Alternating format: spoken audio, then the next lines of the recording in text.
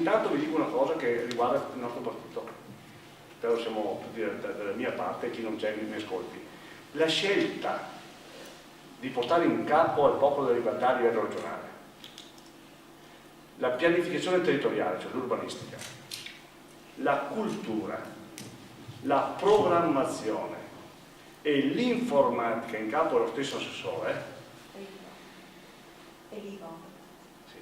cioè e rapporti con i comuni rispetto all'informatica, non è una scelta da assessore papon che ha voluto lui, è una scelta strategica, perché dentro questa somma di materie ci sta tutto quello che è contenuto nei ragionamenti che faceva, perché un piano urbanistico ormai non può più essere solo un piano urbanistico. Volevamo levare la parola, abbiamo scritto pianificazione territoriale. Il mondo è cambiato. Oggi l'urbanistica, il territorio, è sviluppo, è turismo, è cultura. Abbiamo cercato, è messa in rete di un sistema.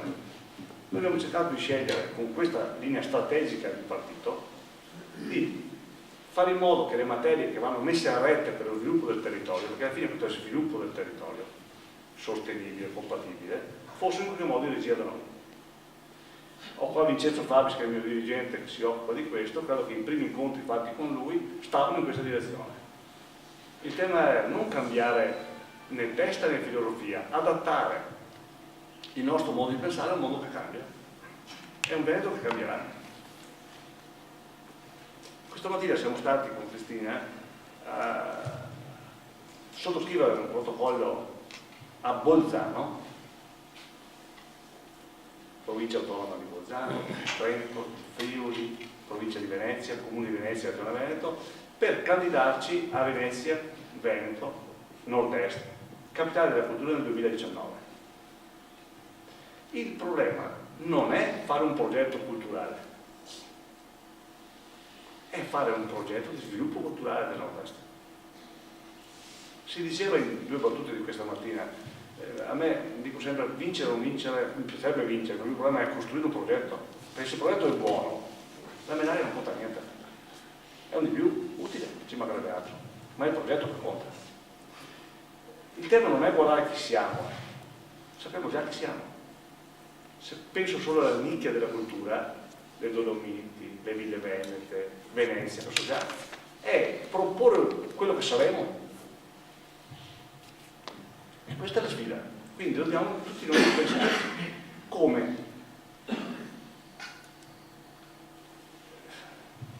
Io ho trovato un bellissimo, per i tempi che ha, perché poi piano territoriale regionale di coordinamento pesa 8-9 kg. No, ma è bello, no? Fatto anche un card importante, perché cioè, è bello, indubbiamente bello. E chi l'ha fatto, sono stati bravissimi, perché se tu hai il tempo di concentrarti a leggerlo, è una cosa complicata.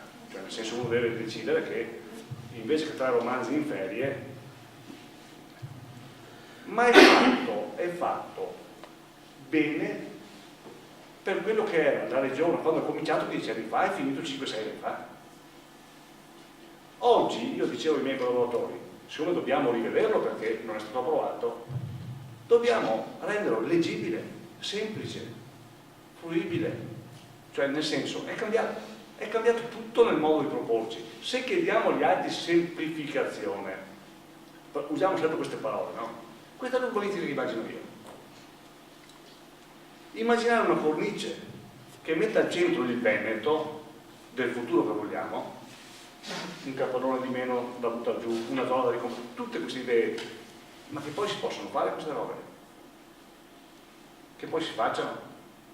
Quindi linee guida semplici, che abbiano una filosofia chiara, che abbiano delle idee chiare dove vogliamo andare. Il Veneto esporta il 3% nei parametri, è la prima regione italiana nel rapporto, vado a salti, tra export e PIL che fa, è la prima regione.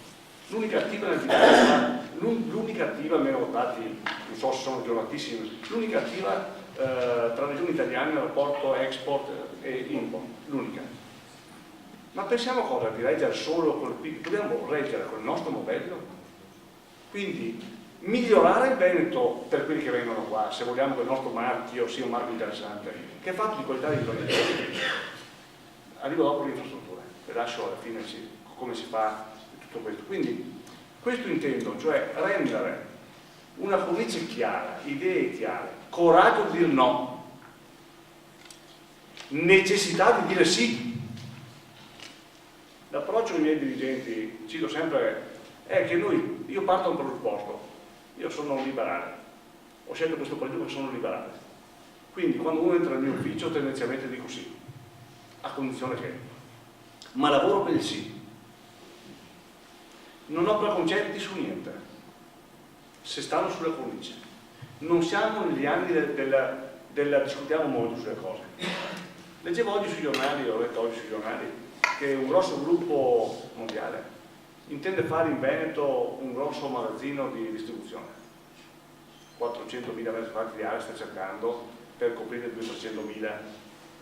Troviamola, che rientri quella cornice,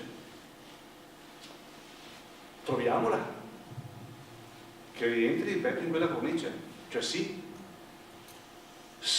facendo bene, no, sì facendo male, sì puntando alla qualità,